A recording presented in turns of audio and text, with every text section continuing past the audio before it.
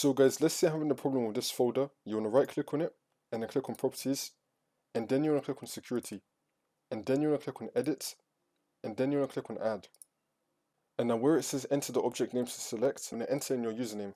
So if you want to know what your username is, you want to head over to search and type in File Explorer. Click on it, and then you want to click on this PC, and then you want to find the drive we have Windows installed on. It's probably going to be your C drive. It's going to have a Windows logo on it, so you know it's the correct one.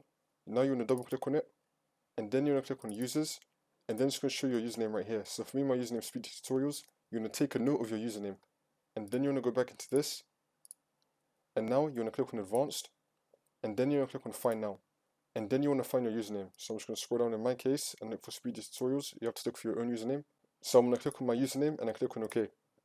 By the way, if this does not work for you, you could also go to advanced and then click on find now, and then you could scroll down and then you could add everyone. But just so you know that everyone on the computer can access the folder, so it's up to you if you want to do that, and only do this if you cannot find your original username.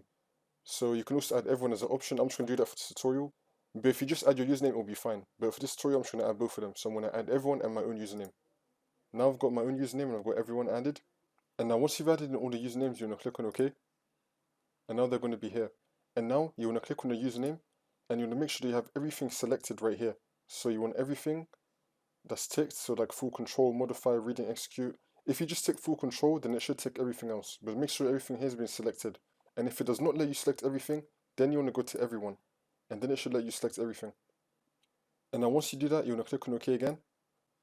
And now you just want to restart your computer, and then the problem should be fixed.